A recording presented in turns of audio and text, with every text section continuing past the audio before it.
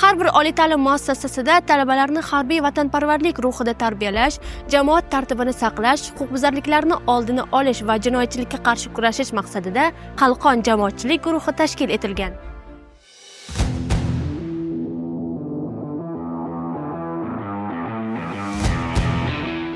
Guruh, tinchlan, rostlan.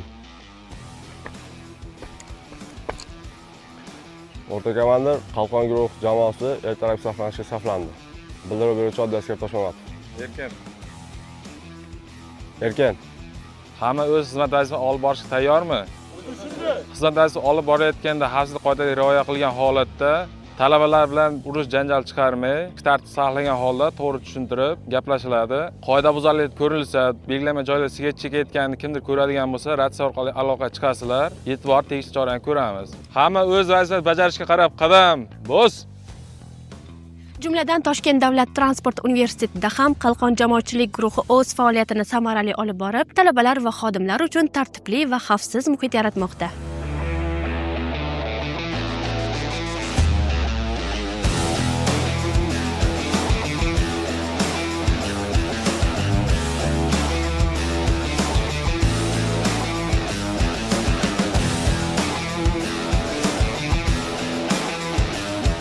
Universitet hududida tinchlikni ta'minlash, qoidabuzarliklarni oldini olish va sigaret chekish joylarini nazorat qilish bo'yicha barcha amaliy chora-tadbirlar muntazam ravishda amalga oshirilmoqda.